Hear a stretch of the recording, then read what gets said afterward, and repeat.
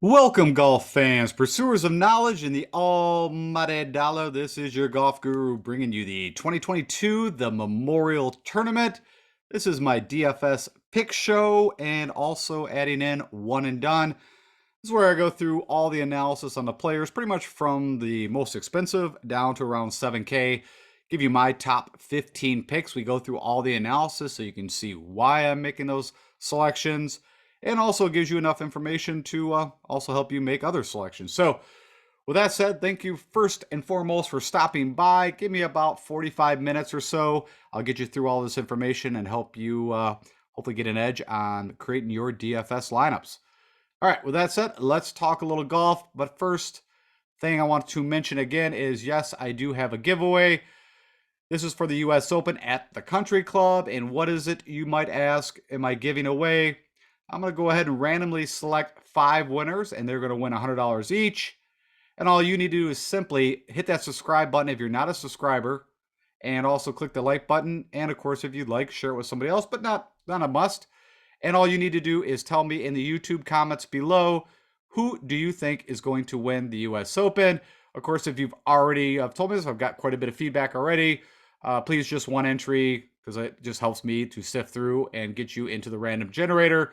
So real quick, let me summarize that. We're giving away $500, $100 each to 5 random winners. All you need to do is be a subscriber, click the like button on this video, and tell me who you think is going to win the US Open coming up in a couple weeks. Okay.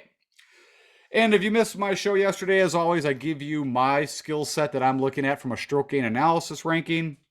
And for this Jack's Place event for the Memorial, we've got a ton of information and past history. This has been an event that's been held for 40 plus years. And the first thing that I'm going to be looking for and rating the heaviest is ball striking. Second is approach. Next, it is around a green. This key here shows up. Putting on these bent greens. Off the tee, again, I mean, you got to hit fairways, but it shows up and it's not as important. And typically the reason why that you don't need the distance as much as you think you would on a 7,500-yard course is that, you know, either way, you are going to be hitting some long irons into these greens, hence the prox to the pins. Coming in at the highest levels would be the 175 to 200 and 150 to 175. You've got some long par threes that is also a defense of this course. You got a ton of these par fours coming in at 450 to 500. And the last thing I plugged in there was you're going to have to make hay on the par fives. That is some of the easier, more gettable holes on this course. And but there is 3 of them that come in 550 to 600. All right. So I mentioned this yesterday, and I wanted to pull up this information. So when it comes to comparable courses, I mentioned that Augusta, I think, is probably the best comparable course we have. The problem is we don't get stroke gain data in all those categories. We do get stroke gain total and in tee to green. And so what I thought is, you know, I'm going to pull up like the last 4 or 5 years. And more of this is just to look at names that keep resonating and popping up that do well at Augusta. And then we could reference that. You know, you can or you can't. I'm going to reference it because I think there's a lot of similarities here.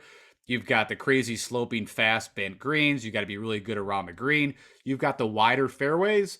But the difference, I'd say, I guess, at Augusta is it doesn't really have the rough that is so penal. Now, you can get yourself in trouble in some trees, but it's got the windy creeks. I mean, it's got the distance. And, you know, I think even Jack has stated that when he built the memorial, the Murfield Village, of course, yes, it was named after where he had his successes in the Open, or the, you know, the British Open, whatever you want to call it. Also, I think he looked at Augusta and saw a lot of things that he liked and wanted to bring that, of course, again to Ohio. So with all that said, you're going to see here, this is the most recent, of course, Masters where Scotty Scheffler won. And this is looking at the top kind of 10 guys and what they did from at least a stroke gain total. And more of this for me was just to see some names that we might forget about that show up over and over at Augusta. And so right off the bat, we can look at, of course, Cameron Smith. I don't think it's a shocker. Corey Connors, maybe some people that would fall off the radar a little bit. But in this grouping here, that was, you know, 2 that are going to keep kind of popping up over and over. Then, of course, you had Hideki, who won in 2021. And which I think is interesting. I already put a bet on. And that's another thing. From a perspective, I am looking at these guys from a DFS, but also some of these guys are just a little more interesting to me to bet on. You've got Patrick Reed, right, who pops up multiple times. There's Corey Connors again. And again, Cam Smith. Again, within back-to-back years, these guys show up over and over. Now, if you look at the Dustin Johnson year when he won it, right, this was in the fall. Augusta played quite a bit different than what we're typically seeing, right? Scores were lower. Course was a little softer, wasn't as fast and firm. And again, Cam Smith came in second then. Corey Connors again shows up. Patrick Reed again shows up. And all these in the top 10. Take it back to the year that Tiger Woods won in 2019. Funny enough, none of those guys showed up, but you got to remember, maybe at that time, Corey Connors, really wasn't even on the scene at that point. Cam Smith's game is nowhere near what it used to be or where it is now. I'd say the only one you could really look at is why didn't, Patrick Reed show up here? But so nobody on that kind of repeating, but of course, Jason Day, who I think is an interesting bet, 80-1. Also, I said he's local. Some people mentioned that he didn't have the greatest course history at Murfield. I think that's incorrect. I can show that. It's not amazing, but it's not bad. But then I'll go to the last one, which is 2018. Of course, this is a year Patrick Reed won, but Cam Smith showed up again with a fifth. You got Patrick Reed, of course, who won the event. What I wanted to show you was just there's certain guys that keep popping up over and over, and I think the skill set that you need to win the Masters is a similar skill set that you're going to need to win Jack's event, the Memorial. All right. Okay, so with that said, I also did go over comparable courses that I'm looking at that I'm leveraging. Not very heavily. I'm not super psyched about these. Where there's some that I think, like the previous turn at Colonial, there's certain tournaments that you can really leverage comparable courses. I like the Augusta, but the rest of these I'm not, I don't know, amazingly excited about.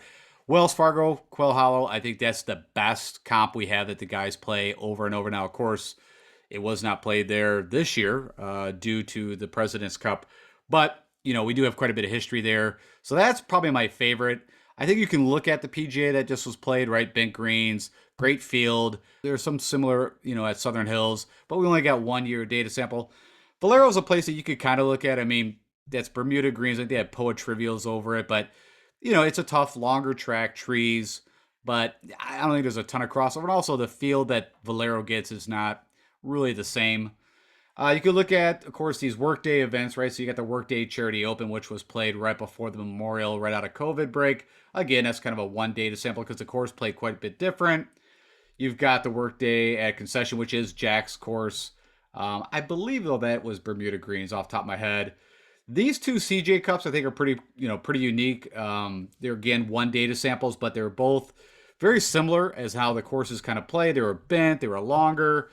And then the 3M Open, which is played every year, but again, not the strongest field that shows up for that. TPC Twin Cities, it's got the length, it is bent, and I believe it's a par 71, but it's got a ton of water there.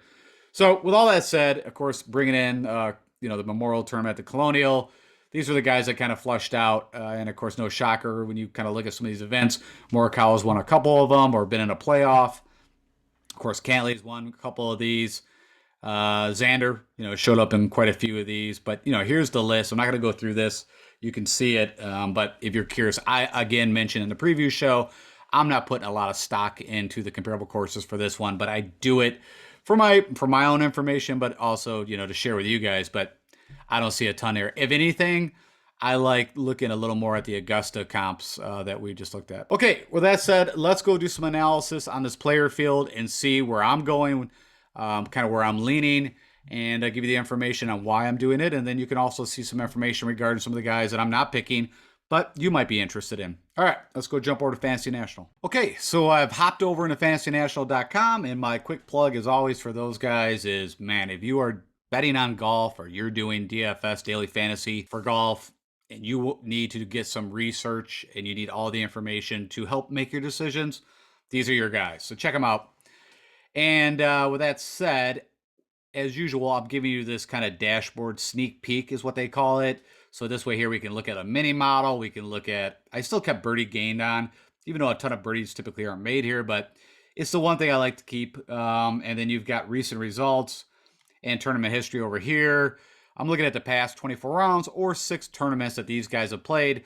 Pretty good data sample. And there's no filters turned on over on the left. I'm leveraging Draftking pricing.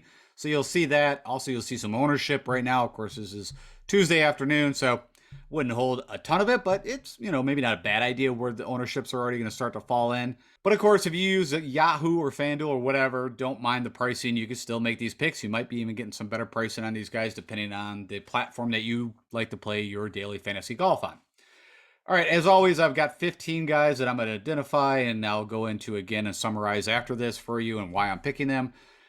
And the first guy you fall to at the highest priced is Mr. Jon Rahm. He's actually the only one that is falling in the 11,000 category. Multiple things here, right? So I don't typically like to take the most expensive player when it comes to a fantasy perspective. And also for you folks out there that, sometimes ask, hey, is this for large GPP tournaments? And what that is, like a mass entry tournament, or is this, for cash game? And so I've always said I'm picking the guys that I think are going to do the best in the tournament. So you can use in either format, but there is some strategy from maybe a larger tournament, and that's usually more as I get lower and down in my picks. But we're at the bat. You got Jon Rahm, right? I mean, the guy has just, had an amazing career, but his amazing history. And technically, you could say he's got back-to-back wins. So, I talked about this in the preview show. You probably already know this. Of course, he won in 2020 when the crazy weather came up, and he still had an amazing round on Saturday of 68. And I think he shot like a 74, which was pretty damn good for that Sunday. The only one that, again, I remember that actually shot under 72, par 72, was Fitzpatrick shooting a 68. And typically that's why probably a lot of us, he's European, he's played in a lot of windy weather, but we always kind of think of Fitzpatrick. Well, that's a good example of why we think he's a pretty good weather player. And then, of course, you had the 2020 where he, had to withdraw due to COVID positive test, which, again, I don't agree with. But neither here or there, he was winning by 6 strokes going to go into that Sunday.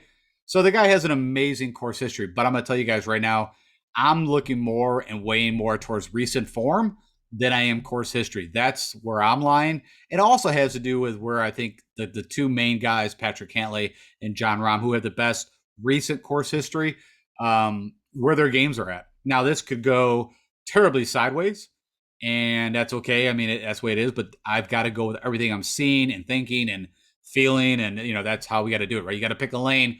You can't pick everybody. Now, you can, of course, if you're putting 150 entries in, and some mass lineups, yeah, you can create a ton of teams. But if you're putting in a select few, and you got to kind of pick a lane. So I'm telling you right off the bat, I'm off on Rahm, and yes, a lot of it has to do with around the green and putting. I think those are two key things he needs to do, and he just seems like he's been off in that area. Yes, he's got the pretty recent win at the Mexico Open, but just a trash field. He won that with whatever B minus, C plus game. Can he come out and do what he did last year? Yes, but do I think he was in better form? Actually, just for my own knowledge, let's just go take a quick look on Jon Rahm. And I want to see form was like been somewhere in this neck of the woods. And so he missed the cut at Wells Fargo. Good showing at the Masters. Not so great at the Byron Nelson. Not too bad at the PGA, which would have been right before. So, I mean, he was in good form. I mean, it's Jon Rahm, world number one, kind of in and out. But yeah, I was just curious my own. But the big reason is I don't feel like his game is as sharp as it has been. We'll see how that all translates. Like I said, in a Mexico Open, I just don't put much stock at all. No more if he would have won Corrales or Bermuda or whatever. I kind of look at that field, and the venue is, kind of a vacation swing kind of event. So I'm out on Rahm from my core 15 guys that I'll be using. I'm not betting him. I think, you're going to find him from a betting perspective, 8-1, 10-1. Yeah, not for me. You guys know that typically I like, I don't know. I got to somewhere above 20-1 betting on golf. I mean, I've always looked at this when it comes to a betting perspective that technically you're betting on horses, and it's even harder because we're betting on typically 150 horses to 120 horses like this field. That's a lot of horses to look at. I think technically you could say it's a lot easier. You're betting out of 8 horses or 12 horses, or depending on the race. But neither here or there. Jon Rahm will not be my lead horse going into from a fantasy DFS perspective. The guy that I'm falling to is kind of where I landed on right off the bat. I mean, I always think of Rory, his Wells Fargo, Quail Hollow background. Had a good showing at the Masters. I think his game is in some of the best form that I've seen Rory in quite a while. Right, we had last year where he was out chasing distance, and that went horribly wrong, which was always crazy because he was like, off the tee leading the PGA like second behind DeChambeau. So why he felt like he needed more distance, I mean, honestly, I think it was he should have just worked on his short game and, maybe some on the pitching wedges, the 100, 125 in. But neither here nor there. He's got his form. We've seen, a second at the Masters. Yes, he kind of came from behind and had a crazy Sunday, but still, it's a second. Even at Wells Fargo, which was not Quail, Avondale Farms, he had a fifth place. And then the PGA Championship, where everybody thought he was going to win, right? Shot 5 under up and then kind of fell back. It didn't have a bad Sunday, but Friday, Saturday wasn't so great. So neither here or there. I really like where his game's at. I think this course suits him well. I mean, his history, he's got a T4, T8, and a miscut. I mean, nothing that's spectacular. It's not Cantlay or Rahm-esque, but this course should fit him well. And I, funny enough, when I pulled up if you look back on the preview show, who's been some of the better putters on bent grass over, I think it was 36 rounds. He came up. So we saw what he did at Augusta. He's typically pretty good on bent. I feel like his putting is, it's better than what it was. It still can go here miss. And, he, as we know, he could come out and just blitz a field at any time, just like a Rahm can. So that's going to be my guy at the uppers. I'll tell you that right now. I don't really think I need to go look at, I think you understand from comparable course side, I think he's pretty good. And even those events that I showed. Patrick Cantlay now, same thing, right? I mean, the guy just loves this course. He's had a fourth and 2 wins. Now, the last win, it's got an asterisk, right? I mean, it was kind of default between him and Morikawa in the playoff, but he still played very well to be in that position. Of course, I'm probably a little biased off of what I've been seeing, and he just hasn't been playing that good at golf. I mean, his best showing was the RBC, and I kind of felt like that field with Spieth winning that really just made some bad errors. Like Lowry should have won that event. Lowry should have won a couple events that he kind of just had. If you look at what was it, the Honda, yeah, where Straka won. The 18th hole, downpours. He couldn't sit and wait that out. So but Straka didn't play in perfect weather either on that 18th. I'm just saying that I'd rather go with a Lowry than a Patrick Cantlay at this point. And, it doesn't matter what his current term of history is for me. Now, yes, I put him on my front cover. Just didn't know who else to put on there. Wasn't that I'm picking him. And it's also maybe we'll throw some people off that will go with Patrick Cantlay, because I really believe, you see projected ownership is not that great at this point, but we'll see when it all comes down. People are going to pick Patrick Cantlay. And literally, a Rahm Cantlay start, it'd be kind of make things tough, but it would shock me that there's going to be some bills. What Rahm's projected ownership's at 15, Rory's at a little over 16. All right, next guy we fall to. So it's kind of easy for me because except for Xander, I kind of feel like Rahm, Cantlay, and Morikawa, who's had some of the best success recently on Murphy Village. If you look at, of course, you can see he had that playoff, but he also had the win at the Workday Open charity, the Workday Charity Open right before, the Memorial, whatever. Yeah, because that was the JT playoff, just him and JT. Okay, sorry. Like I said, these all start to blend, especially when you're going back a couple years. All right. So, anyways, Morikawa, same thing. You could see the two glaring things, and I've talked about this before going into PGA, why I jumped off him, and then I was really looking at playing him at Colonial, thinking he would have, maybe figured some things out with the putter. We saw that did not happen. Now we've also seen where Colin has been disastrous putting, and then come out and win a tournament. But that hole that he started to use a line and kind of changed his routine process on how he putts, I think it's kind of messing with him. Now, I would have to guess. Let's go click on Morikawa real quick and I want to look at his stroke game putting over the last where he's been losing. Yeah, so you can see over the last 5 events, and then also you can think about the Zurich, which that's not going to get pulled in here. He was struggling with the putter. But yeah, he's losing on average 2.5 to 3 strokes per round to the field with that putter. Now, can it flip? Yes, it can flip. We all know that. But when I've got to make a decision up here, I've got to see what I've been seeing, and I don't think it's going to be that huge a flip. Now, he could get here very comfortable on this course, we know, and it all works out, and he's feeling it. It could easily happen. But for right now, also, I feel like his irons, just for me, I don't think they've been as dialed as typically he is. Let's take a look at that too while we're here. So, the Charles Schwab says he gained 5.5, but off the tee was losing. He did gain 7 at RBC. The players, I'm not, I kind of throw that out. It's the players, but then of course his draw and the win conditions. So I mean, his irons. I mean, he's had some very on and off with the irons. Maybe I'm thinking about the PGA that's just sticking out my brain. But yeah, so I'm kind of fading these top five, except for Rory, which is allowing me, I guess, to build a more balanced build, is what I'm looking for. So I'm going to kind of, I guess, have more of a balanced build. Wasn't how I kind of thought I was going to go into this, but once I saw how these were stocking up, and then you got Xander too, right? I mean, I don't know. Yes, Xander had the win at Zurich with Cantlay, but that means nothing to me. He had a good showing at the Byron Nelson, but again, nothing there. The miscut at the Masters, I probably hold that more. The miscut at the Players, again, I don't, but the miscut at the Masters does bother me a little bit. The PGA Championship, whatever. Nothing really great there. He's got a solid, hey, if you want to, whatever, bet top 10, top 20, or maybe this is where he gets that really big first win, right? I mean, he's got the Olympic, he's got the Tour Championship. Other than that, he doesn't really have that signature win. This could be it.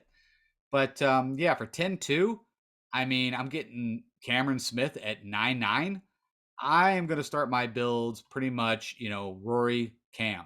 Not everyone, but I mean, that I like that look much more. I mean, you could see, of course, Mr. Cam really struggled. And I didn't mention this on the PGA, but if you got to watch a lot of Cam, I've never seen so many what I call button hooks or, horseshoes or 360s or lip outs or whatever you want to call them.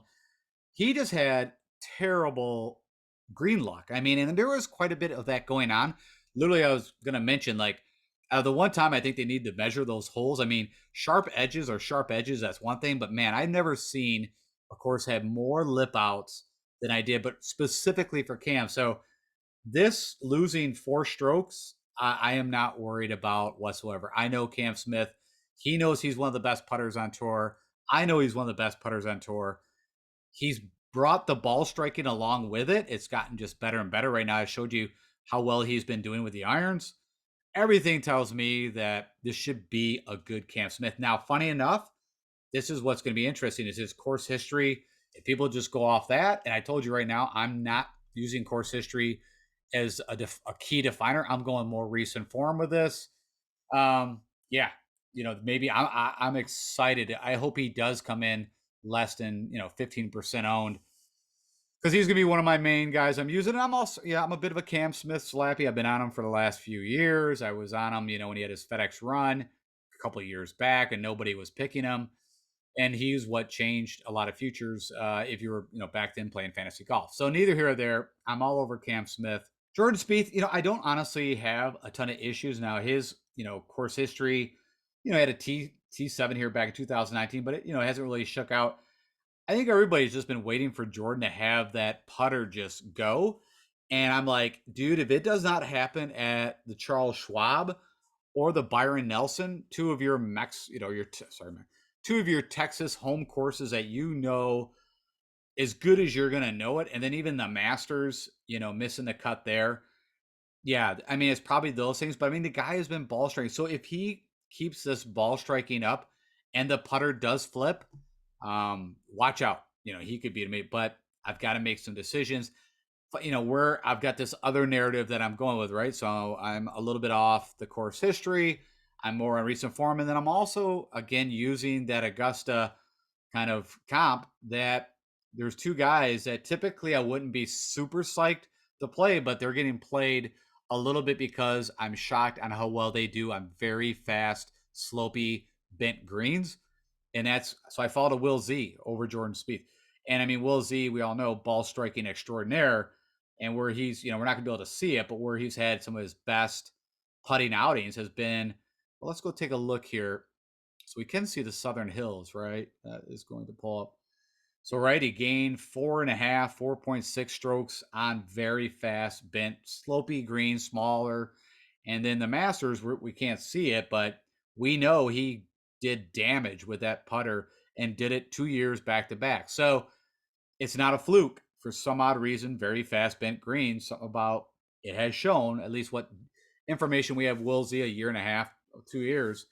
So with that said, everything else checks out. So that is where I'm going. He's only played here once before, back in 2018, missed a cut. I don't care about that. From a comparable course side, I don't think I'm going to go into all the ones I showed you. I mean, you can go see who's done well in those. And I said, honestly, but what we can do, let's do this. Let's just go. What I like to be doing now is I just do this. Click on this and see where he's had some of his best. I'm just curious to Colorado. That was bent greens. So there you go. Over 7,400. TBC Colorado. I'm just saying, you can make, I have no clue. I don't know that track, so I'm not going to pretend, but just kind of interesting. It is bent greens. That was one of his Corn Ferry wins. Of course, we already know Southern Hills. That's POA, but big boy track. There's the Masters again with that runner up in 2021. I'm not going to click on all these to see the crossovers between bent. There's the Masters again. That would be what, Wingfoot? So there you go, Wingfoot. Those were bent greens, big boy course, right? That's where Bryson won. And then, of course, you had Matthew Wolff fighting in contention there. Funny enough, Patrick Reed I'll tell you right now, it's one of my picks. And it's funny because Patrick Reed actually he was leading that U.S. Open, I think, after day 2 going into Saturday. We'll verify that little assumption that I'm remembering or the information. But yeah, I'm all over Will Z. Victor Hovland, I thought for sure I was going to play. I like Victor. He is going to be in some of my bills. I'm going to let you know that now. He did not make my top 15. I kind of ended up with Will Z and Hideki. And again, when I pick these top 15, I'm picking it that you can use these guys and actually build lineups. Of course, I'm not going to just pick all the top guys. And honestly, I wouldn't, because a lot of the top guys I don't like this week. So, but Victor Hovland, I like him. I think he do well. I think, maybe you look at the recent form. Victor has not been Victor-esque. And, like the Valspar, I think would have been a great spot for him. The Masters, not so much, honestly. I just don't think his putting in a short game is that good. But the PGA, I think he could have done better than that. The Charles Schwab, are you kidding me? Like, you should have done better there. So right now, I just feel like his game is not at 100%. He's not playing his A golf. But again, if he comes out with A golf, you got to hit fairways here. Typically elite. It's just as around the green and putting makes me a little nervous. So that I will pass on Victor. Now Hideki already had the neck and the wrist, I believe. That was kind of hampering him on him off. I mean, you see the withdrawal at the Valero. Pretty good showing at the Arnold Palmer, but had a good showing again at the Masters. The Byron Nelson, just a pure shootout, so whatever. The PGA Championship, that's not so good. So you could have some reservations there. You see projected ownership also below 15%. Again, I'm kind of comping out what he's done on Augusta. The guy is an elite ball striker. What has he had here? I didn't even look. So he's had a 6th place here. Funny enough, he's not the greatest course history. That at T13. I like him. I mean, that's what I'm not even a huge Hideki fan, but he's got a couple wins on the year, right? He's got the Sony, and the Zozo, and I believe that's the Cordia Golf. I don't know if that was past Palm or Bermuda. I've forgotten. I don't think it's bent, but I don't have that off the top of my head. I could go find out for you. At some point, I will go just take a look. It doesn't matter. But anyways, I'm on Hideki. Oh, we can click. Let's go see real quick. Funny enough, over his last 12, he's gained a hair on POA, but I don't know how much he's played on POA. So there's the Masters win. We already know about that. Old Bridgestone. Oh, that was Firestone. That was Bent Greens. They haven't been there in a while. I like that course. That was a great course. I'm shocked that they went away from there. But right now, they're not doing WGC events. Waste Management. That is Bermuda. That's a while ago. Just curious where he's had some recent successes. I did not know that. So this was actually, I knew it, but I totally forgot that his, I think, signature inaugural win was on this course. So honestly, I'm telling you, I didn't even put that into my calculation. So again, that should really help you when we look at the course history. Yes, what this shows you, the best you see is a 6. But his first big win was here way back, what was that, 2014 we said? Yep, 2014. So I believe that was his first, kind of big kind of win on the PGA Tour. Okay, so with that said, maybe Hideki for a repeat. Why not? All right, Fitzpatrick just been playing, just steady golf. And I looked at the weather. I didn't see anything crazy. There's some wind here or there. And I bring it up again just because I feel like Fitzpatrick, this is the kind of track that he could win on, and the scoring doesn't get nuts, and you need to have the whole facet. And like I said, I don't like him in Scoring Fest, but I definitely like him in a grudge match. And this, I think, is going to end up being a grudge match. Hence, the PGA Championship, that Wells Fargo at Avondale Farms. I mean, those were, grudge matches. RBC, that was a little shocking that he didn't do better there. No excuses on that. Of course, the Masters, he's done well. And then Valspar, again, a tough track. He's had a third here. He missed a cut last year, and he's had a T68, so not, kind of on and off. And then let's go click on Fitzpatrick while we're here.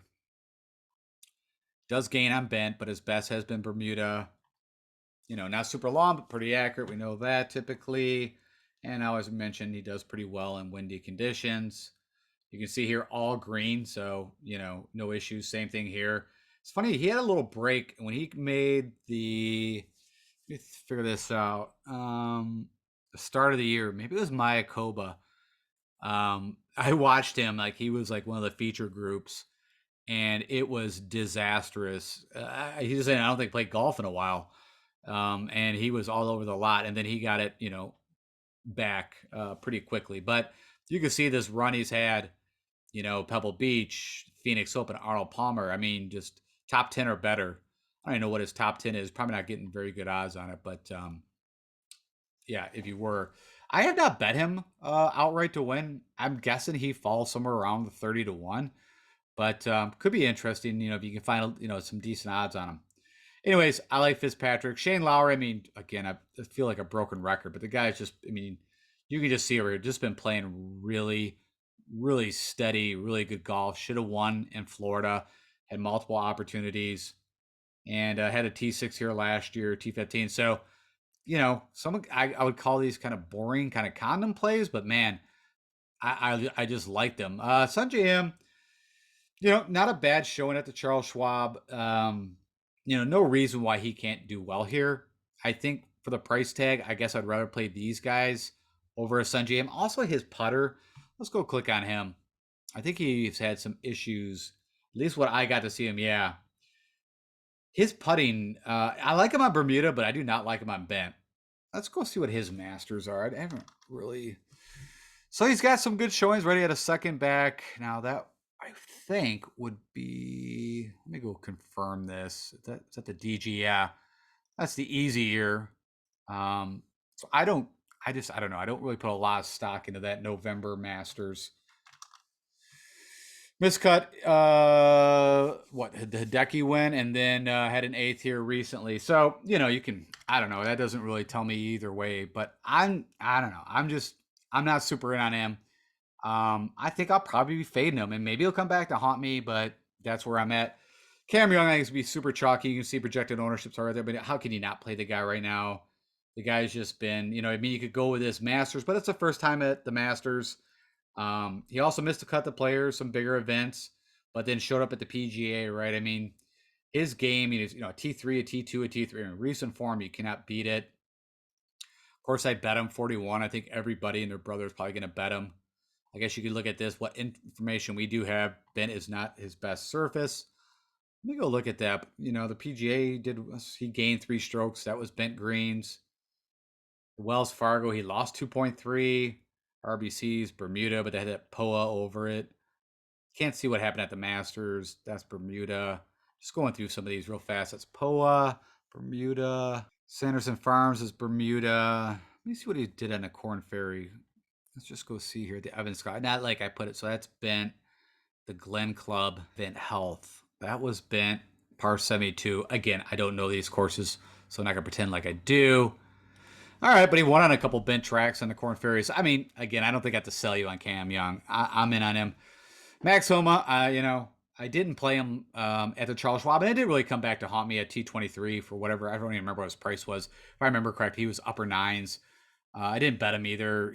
Just wasn't good enough. I mean, it's pretty hard when you were getting Max and winning tickets at 60-1, 80-1. I don't know if that'll ever happen again. I mean, he'll have to have a kind of a bad streak. But right now, I think he's in amazing form. And, with his wins at the Wells Fargo, Quail, and Avondale Farms, right? Yeah. And then also winning at Riviera for the Genesis. I mean, he's got what I think I call the mini majors. He's already got 2 of the 3. How amazing would it be if Max put, Jack's Place, put the Memorial on there, have the top 3 tournaments. You could also, the Farmers is right there at Torrey Pines. So we'll say there's 4 mini majors, but really I think of the 3. So yeah, I'm all over Max. Let's click on him, let you see kind of his putting splits, what's going on with him. Of course, always used to be West Coast Max, POA. That's when you play him. But now, man, the guy is playing, you can see here, bent would be his worst surface over his history. Can handle some wind if it does blow. Around the green, that's where but you can see it has been kind of a little bit getting better. You see it he had a little better around the green at Charles Schwab. But also look at that. Typically, that's a kind of a funny stat around the green, right? Usually if you see the approach way up there, the round of green is going to be down because they're not having the opportunities or more, less opportunities to chip because you're on the green. So unless you're draining the few times that you do chip, your round of green is typically going to be lower. So that's where statistics and, stroke gain analysis can be some anomalies there. Anomaly. Just seeing here, we know about these. There's the 3M Open. So I forgot about that. I think that's not a terrible comp course. There's a Memorial, the Farmers, GA. So he finally had a good showing at a major. Yeah, again, I don't know if I need to sell you on Max, but that's where I'm going. Davis Riley, no reason that I'm not playing him except that price tag now. If I'm picking between a Davis Riley, a Berger, a Homa, a Corey Connors, I'm sorry, I'm gonna go with the proven right now. I'm not saying he doesn't deserve maybe where he's at, but that's me. He's never played this track. Hasn't played in enough bigger events, and I consider this a bigger event. But a great showing. Pretty good at the PGA. Let me see here. I want to just go look through. I don't think he even qualified for the Masters. No. Good showing at the Valspar. I don't know. I'm kind of waiting. For me, I'm still trying to figure out Davis Riley.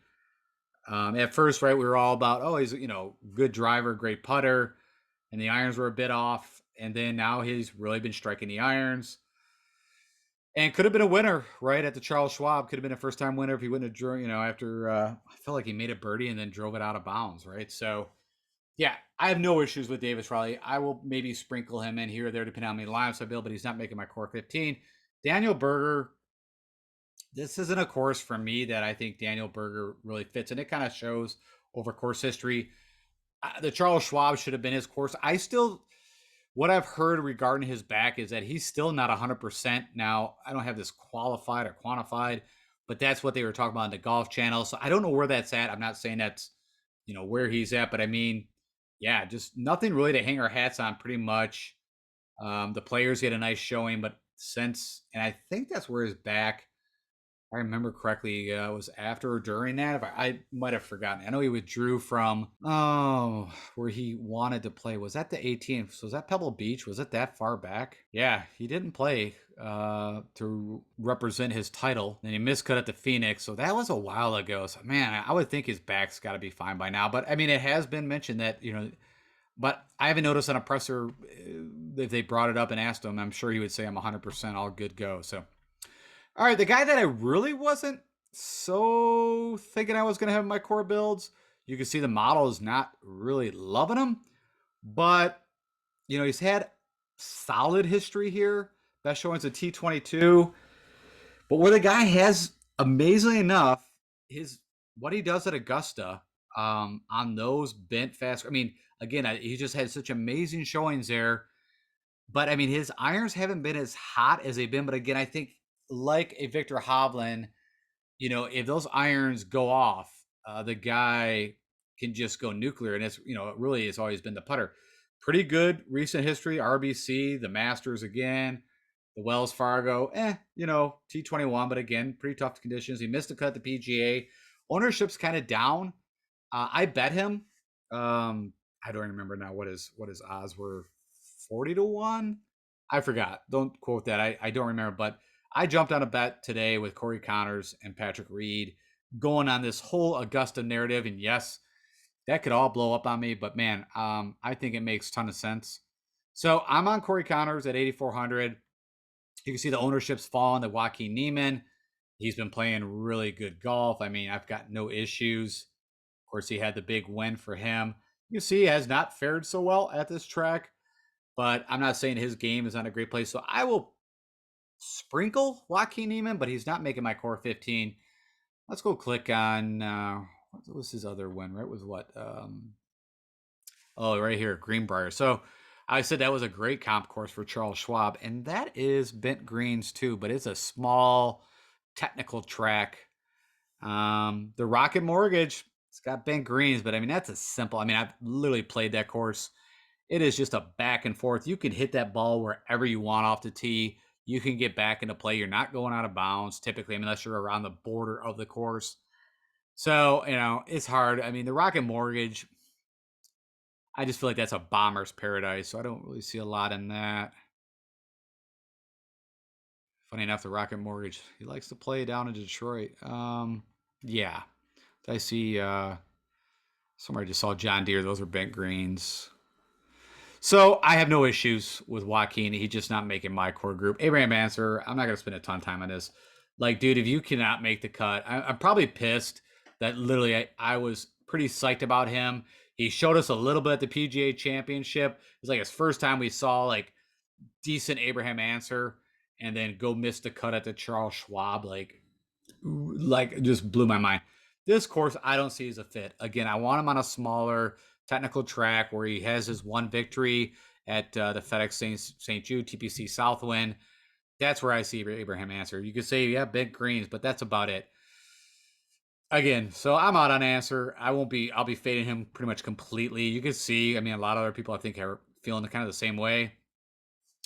Funny enough, I'm on Keegan. I like Keegan. You can see he ranks out 15th, but I mean, the guy has actually been putting. I mean, he has found something with the putter, and the guy has always been a really good ball striker. Kind of mixed bag here. I would put that on the putter, but the around the green, everything is just checking out. The guy's making birdies, and either it is just a total freak that the way, but you can see Bent honestly is his best putting surface. But I mean, you can see over his last 10 events, he's gaining with the putter. Now, he lost a little bit here at the PGA, and then he gained almost 10 strokes at the Wells Fargo. So it's been kind of on and off. So, hey, it's been on, off, on, off. So if you started from the Genesis, so let's go with that. He's going to be on here, and maybe comes out not too shabby. There's that Bridgestone, was a long time ago, but those are bent. What is that? That's bent there. It's a while ago, but I'm just kind of curious where he's had some of his better showings. I like that Bridgestone. Is that a Firestone? Yeah, that's bent. Anyways, Keegan should do well here. I have no issues. Seamus, I was on you for. I mean, where I think Seamus is going to get. Yes, he's got what did he win? Barracuda. I was always Barbasol and Barracuda. I always get them mixed up. Barbasol. Okay, whatever. That's where I see Seamus. Maybe at the Shrine. Give me a scoring fest, and I'll play Seamus. But no, thank you for me. And he's never played at this venue, at least on the PGA. You know what? I'm back on Mito. I give the guy a ton of credit for what happened at the PGA Championship to go out again and really play good golf. I mean, you can see at 8,000, I think he's a huge value. And you can see that represented in a projected ownership. The guy's doing everything well. Now, he could be the super chalk that comes out, blows up, and he's never played this track.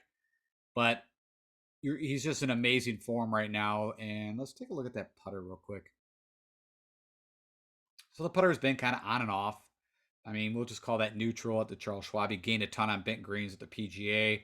I don't expect that, but if he could just be neutral or gain one or two strokes, it's funny enough, I've not figured out a putting surface that this guy really excels at. He had a run on Bermuda at one time.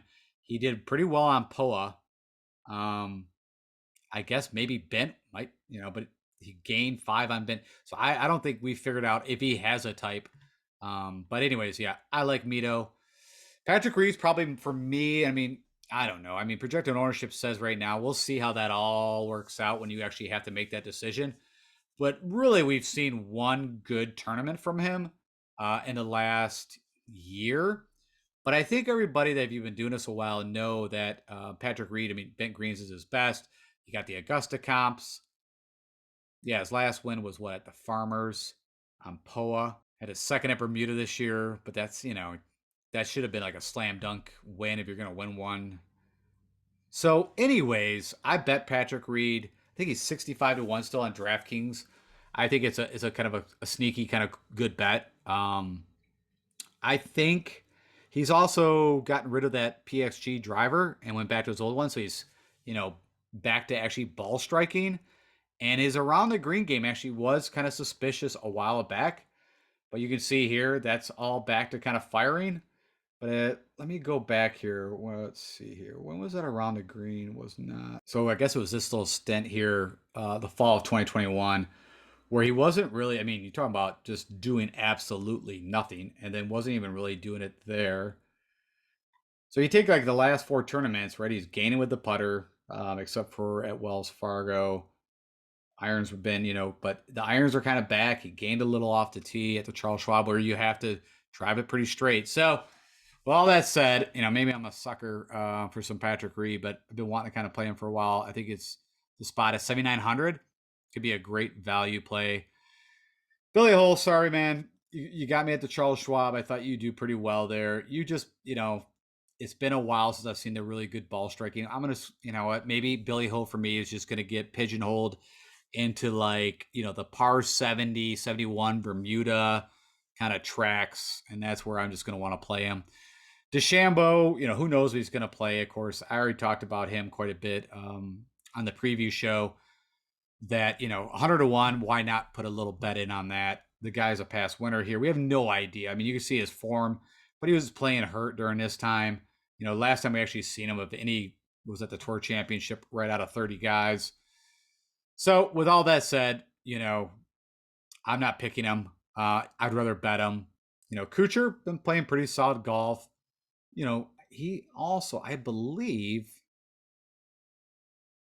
he's got a win here. Let's just go check that out. Yeah, way back in 2013. It might have been his signature opening win. So, no reason not to sprinkle some Kuchar. I think he does the things. He's been great around the green. You can see over the last 6 tournaments, he leads the field around the green, whatever he's doing there. Could also be that the irons, maybe he's missing a few. Like I said, typically if you're leading around the green, you're not as good with the irons. A lot of hype on Chris Kirk right now. I don't know why. I'm just gonna say no. Like, I mean, yeah, short game, his putter can go. As you see, is not good. I don't look at Chris Kirk as the best ball striker. 7,700, I guess I could see that, but I think Siwoo Kim is actually a better play from a ball striking perspective, and about as kind of crazy, but it has a better course history here than Chris Kirk. So for me, I'm putting in Siwoo Kim, even though it's not a PTI course. So that's where I fall there. Jason Day, it's kind of funny. Someone said that he didn't have a good tournament history. And I'm like, well, you just had a T4 back in 2020. He's had a T15. I don't think it's great, but it's not bad. He's shown a little life, right? I mean, it's all about the back, but it should be pretty warm. I don't know why. I'm taking some kind of stretches that I don't, but I like Jason Day at this venue, gets to be at home. It's shown us a little bit of life here to date. I mean, he gained 6 strokes here, so then lost a ton with the iron. So I don't know. Maybe I'm just on a fool's rush, but I feel like the putter and around the green game, if he could just give me, I don't know, gain a stroke with the irons and keep doing what he's been doing pretty good with off the tee. I don't know. Like I said, maybe I'm in like some kind of hysteria here, but I'm picking Jason Day. I'm gonna play him. And also, I like that projected ownership right now. So that's I got to pick some differentiation spots because I feel like I'm kind of a little bit chalky up top. So I like the Kim, I like the Day. No, thank you to Leishman. Noren, makes sense. I might sprinkle him a little. Nothing. I mean, at the T13 here, if he's super chalky, no, thank you for Noren. I'm gonna go to Wise, right? I mean, he had a pretty good showing here last year, T9. The guy's been playing great, and a little bit like Mr. Keegan Bradley, he's found a little life in that putter. So he gained 5 strokes on Ben at the PGA. Mexico Open, what was that, past Palm? This was your Bermuda with POA trivials on it, so I don't know how much I count that. He was getting back a little bit, gaining there. So, anyways, yeah, I like Aaron Wise. Let's click on where he's done. So there's the Byron Nelson. Those are bent greens, whatever. That's so long ago. There's that CJ Cup. So there's a Summit Club over 7,400 yards, bent greens, par 72. I think that's a good comparable course. So yeah, that is where I lie. And I think that is where it ends for me. I think it's my last play. So that's the guys that I'm looking at. I gave you some analysis on some other, but you know that. And so let's go jump back and summarize this for you. Okay, so my Fab 5. These are my top 5 guys that I'm going to be starting a lot of builds with. Leading off, I mentioned Rory McIlroy. I think everything tells me Rory should have a great showing here, and I like him. I think it's a little, I don't know. I don't know where people are going to fall with the Cantlay Rom thing, but I like Rory. That out of the high expensive guys, that's the only one I'm going with. Next guy I'm falling to at 9,900. I love me some Cam Smith. I'm a huge Cam Smith slappy, but I mean, the guy, why would you not play Cam Smith? I have no idea at this point. You could go to what he just recently showed at the putter, but if you watched that tournament, it wasn't that he was making bad putts, man. He was just getting lip outs after lip outs after lip outs. It wasn't like he was leaving them bad reads, leaving them 3 foot, going 5 feet by. Everything looked like it was going in. It just was getting button hooked out. So give me some Cam. Hideki, not typically always my flavor, but his first big win was here. Ball striking extraordinaire. The guy has shown that he can, when he does get super hot with the putter, it has been on some fast bent slopey greens. So we'll see if that shows out again. Woolsey, I think is going to be pretty chalky. I think Woolsey until he gets his win, until he shows his terrible form. But a little bit like Hideki, the guy over and over at Augusta. So that's my Augusta guys.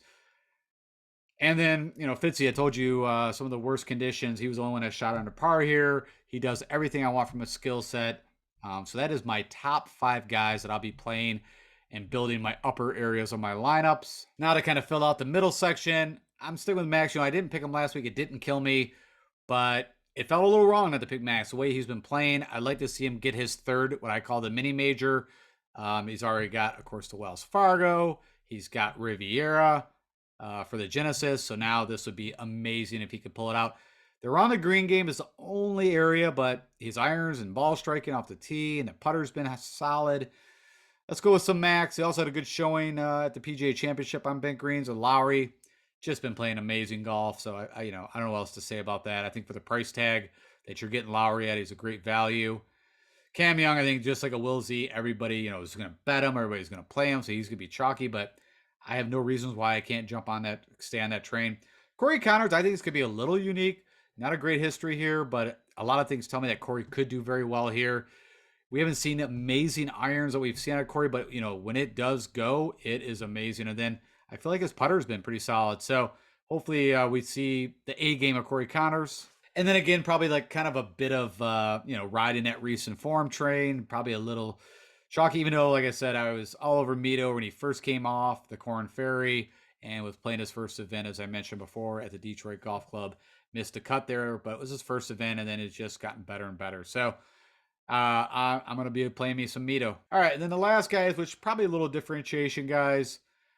Keegan, I'm not sure how many people will go Keegan. I don't think it's a super crazy pick, but his putter's been great, and the guy's just a great ball striker, so I will give me some Keegan.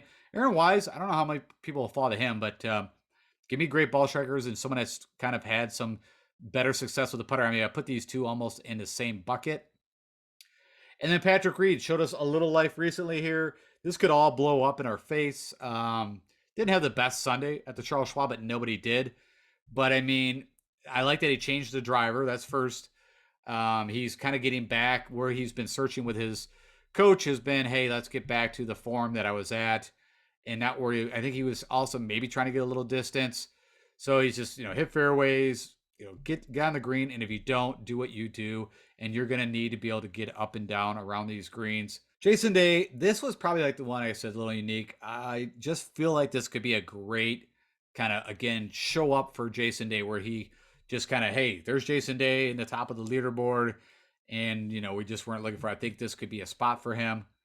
And then last but not least, like I said, if you're going to go with a ball striker, you got some options around here. But I like Siwoo Kim.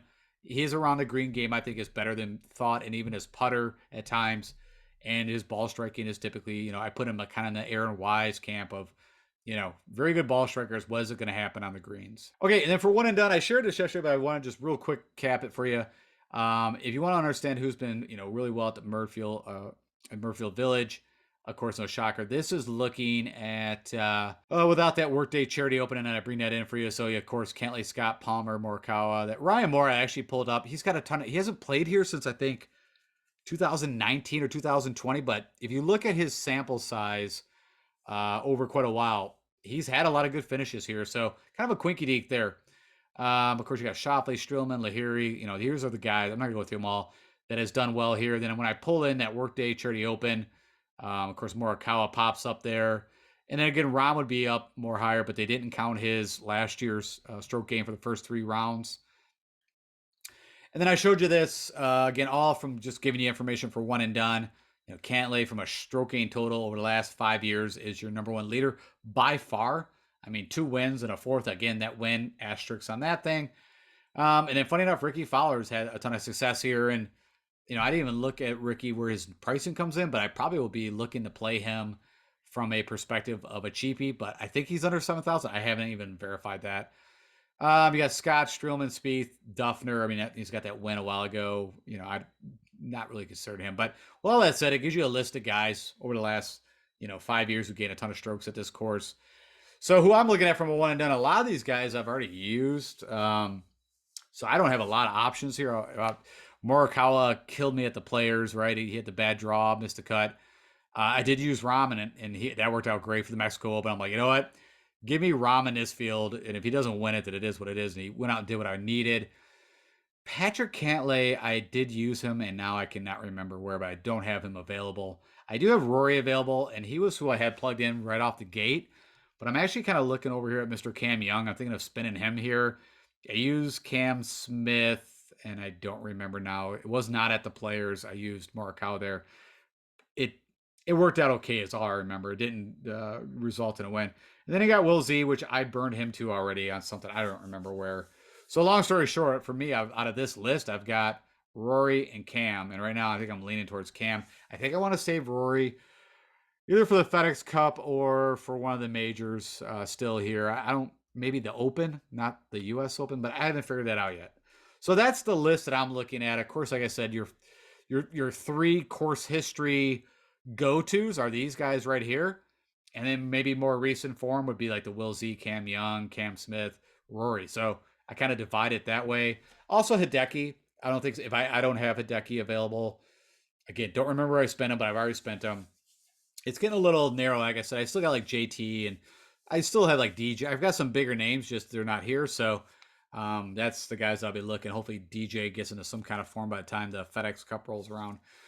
All right, guys. So with that said, also, by the way, the purse here, if I remember, it's pretty large. It's one of the larger purses out there for a while, except when for a major or for the FedEx Cup. So I'm just saying, again, not a bad place to spend one of the upper guys, huge purse, which I'm sure you are aware of.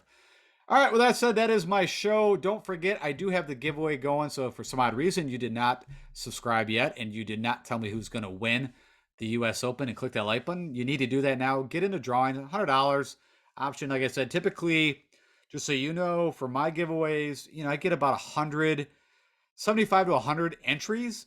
So you've got a pretty good chance of hitting that 100. I mean, and so, yeah, why not? It's pretty easy to do. And then also follow me on Twitter if you've not done that yet. I do keep up with all the information from the pressers and the PGA Tour communications, and make sure that my community knows that, hey, there's withdrawals or injuries or whatever it is. I'll let you guys know. All right, that's my pick show for the Memorial. And I will be out tomorrow with my Before the Lock show, where we'll have everything you need to know. I'll put my favorite lineup out. I'll give you my top 5 guys in that lineup that I think from a DFS perspective that I'm looking at. Did not go so well for the Charles Schwab. So hopefully it goes a little better for the Memorial when it comes to that DFS favorite lineup. And I'll get you guys ownership projections. We'll talk a little more about weather, anything I see from a presser standpoint, which I think a lot of pressers are today. And get you everything you need to know before you lock in those final lineups. All right, guys, talk to you tomorrow. Take care.